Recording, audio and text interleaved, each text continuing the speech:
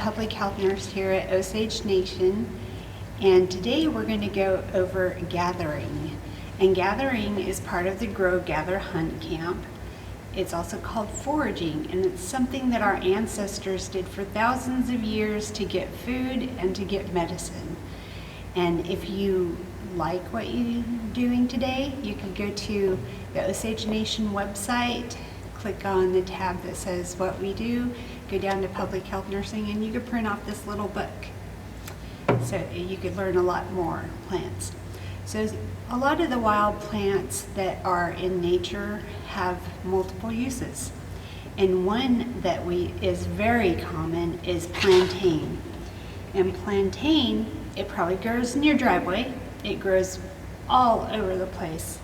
And it's a weed that people like to spray and get rid of, but it's really good for you. Some of the things that it does for you is it's really good against bug bites. It has antitoxins in it.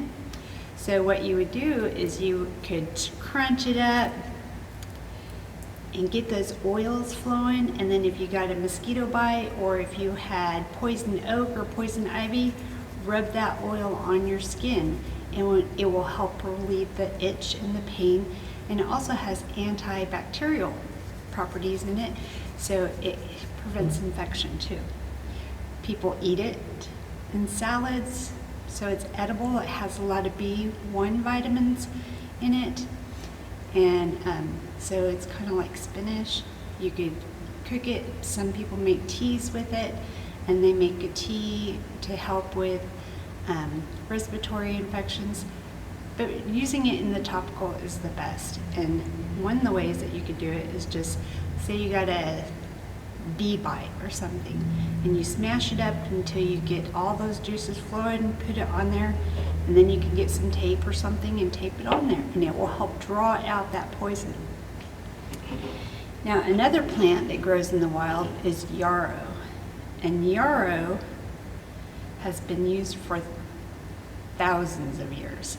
In fact, the scientific name for yarrow is Achilles melliflora.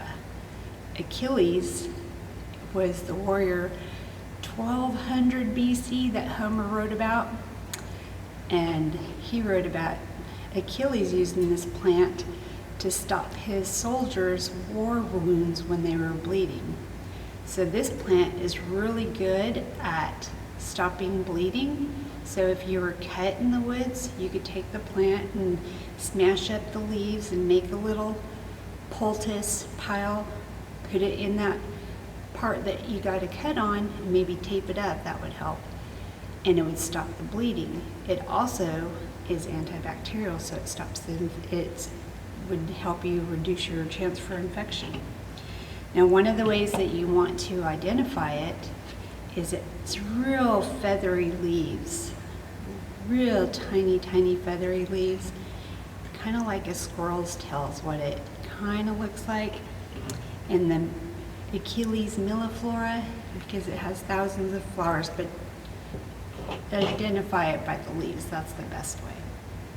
You could also use this as seasoning for soups. You could put it on top of salads and use it all kinds of ways.